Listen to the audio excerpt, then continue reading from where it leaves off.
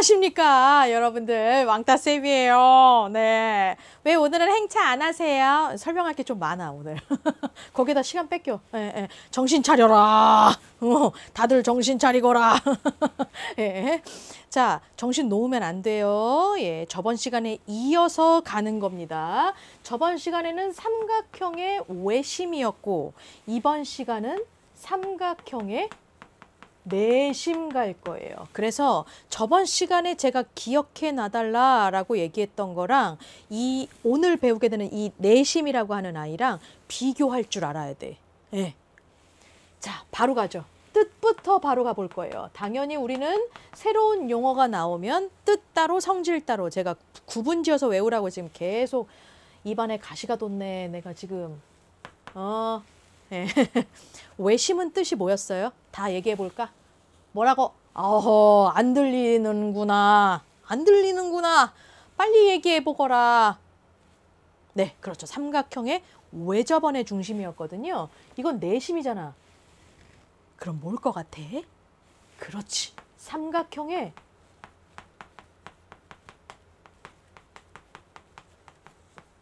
내접원의 중심이에요. 선생님, 전 강에서는 외접원의 중심이었는데 이번에는 내접원의 중심인 거예요?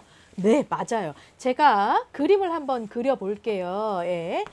많이 삐뚤어지게 그려줘도 상관없습니다. 많이 삐뚤어져도 상관없어요. 저는 ABC 완전 삐뚤어지게 그렸지롱. 예. 근데 여기에서요, 뭐라고요? 원의 중심은 원의 중심이야. 아니 선생님, 이 안에 원이 없는데요 선생님. 그래, 우리가 대충 눈대중으로 한번 그려볼 건데요. 어떻게 그려야 되는 거냐면 내야. 이번엔 내야. 내가 뭐예요? 안 내자. 그쵸? 예. 안에서 이게 뭐라고? 만날 접. 예, 접한다라는 뜻은 만난다라는 뜻이라는 거죠. 그쵸? 안에서 만나고 있는, 안에서 접하고 있는 원이 있을 텐데 그 원의 중심이 내심이라는 거예요. 대충 우리가 한번 가봅시다. 요 안에서 이렇게 등장하는 원인 거야. 요렇게 접하는 아이요. 이 원의 중심이 또 있을 거 아닙니까? 그것도 우리가 한번 대충 한번 찾아보죠. 한 이 정도? 요게 바로 이 삼각형의 내심인 거군요. 그러지? 바로 그거예요. 근데 잠깐만, 눈대중이라는 건 있을 수 없다니까. 우리가 이미 다 알고 있잖아요. 수학에서 어떻게 눈대중이 있을 수가 있겠어? 정확하게 내심을 한번 찾아보자라는 겁니다. 그거를 일명 제가 저번 시간에도 뭐라고 얘기했어요? 작도 방법이라고 얘기를 했죠. 그래서 어떤 교재에는 분명히 성질에 같이 묶여 있을 텐데 외울 때는 작도 방법으로 제발 따로 외워달라고 제가 말씀드렸어요. 예. 자, 어쨌든지 간에 이 내심을 찾아가는 과정, 결론부터 말씀드려요. 외심은 뭐였어? 세, 변의 수직이 등분선의 교점이었잖아요. 그렇죠? 얘는 변이 아니야. 세, 각의 이등분선이 있을 거예요. 그거의 교점이야. 그러니까 선생님, 이 각이랑 이 각이랑 이 각의 이등분선을 각각 그리는 건가 보죠? 그렇지, 바로 그거야. 자, 지금부터 갑니다. 요 각부터 갈게요. 요 각의 이등분선이면 한 이 정도? 그래서 요렇게 갈 수 있겠네요. 살짝 벗어났네. 아까 눈대중보다. 그 다음에 요 각도 가죠? 요 각에 한 이 정도 되겠네요. 요 정도? 네. 그리고 요 각에도 이등분선 한 이 정도 가겠네요. 네. 이렇게. 그러면 이렇게 교점이 생겨요. 바로 이 각의 이등분선의 교점이 이 삼각형 ABC의 내심이라는 겁니다. 내심은 보통 이게 이제 영어로 내심을 영어로 하면 inner라고 얘기해요. 그래서 얘의 그 inner의 이니셜 I로 많이 나타내고 있고요. 물론 제가 외심에서도 강조했다시피 점 I라고 써 있다라고 해서 무조건 다 내심은 아닌 거예요. 예, 그거는 꼭 알고 계셔야 돼. 어쨌거나 이 내심이라는 아이 뜻이 나왔으면 당연히 성질도 나와야 된다라는 겁니다. 그 성질 가볼까? 그래, 그냥 노란색 분필로 갑시다. 자, 이거를 원으로 한번 생각해 보자고. 요 원이 이렇게 있어. 요 원이 있는데 이 원의 중심이 얘야. 그러면 그때에 만나는 요 점 보이죠? 그때에 만나는 요 점 보이죠? 그때에 만나는 요 점 보이나요? 네.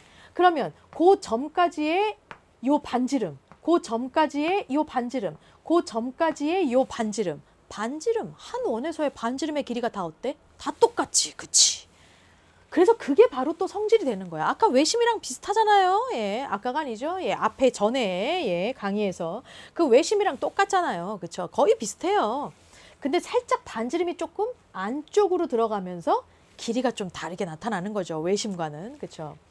어쨌거나 얘도 제가 써보면 내심으로부터 자, 삼각형으로 바꿔야 돼. 우리는 주제가 삼각형이거든. 지금 원의 주제가 아니에요. 내심으로부터 어디까지의 거리야? 이거를 뭐라고 표현하면 좋을까? 이거를 점이라고 표현하나? 아니에요. 실은 이 변까지의 거리인 겁니다. 요 변까지의 거리, 요 변까지의 거리. 다시 말하면 이 내심에서부터 이 변까지 요렇게 수직으로 만나게 되는 거리. 이 점에서 이 변까지 수직으로 만나게 되는 거리. 이 점에서 요 변까지 수직으로 만나게 되는 거리. 요 거리가 뭐 하더라? 똑같다라고 얘기해 주면 되는 거죠. 그래서 내심으로부터 세 변까지의 거리가 같다라고 얘기해 주면 됩니다. 그런데 사실은 요거까지 같이 외워주면 좋아요. 원래 점에서부터 이런 직선이 하나가 있어. 요 점에서부터 이 직선까지의 거리가 누구지? 이게 거리야? 아니죠. 이게 거리야? 아니지. 가장 짧은 게 거리였잖아. 이거 1학년 때 배웠잖아요. 그렇죠? 그래서 항상 거리라고 하면 이 수직이 등장할 수밖에 없거든요. 그래서 이렇게만 써 있는 게 일단은 맞는데 우리가 이제 문제를 풀 때 이거 수직이라는 거를 자꾸 상기를 못 시킬 때가 있어요. 그래서 외우실 때부터 아예 요거를 중간에 수직으로 이르는 거리가 같다. 이렇게 아예 명시를 해주고 외워주시면 문제 풀 때 이 90도를 상기시킬 수 있을 거거든요. 그래서 선생님이 요거를 껴서 외워줘 라고 부탁을 많이 드립니다. 물론 이 말이 없어도 맞는 말이에요. 왜냐하면 여기 거리라는 말 때문이죠.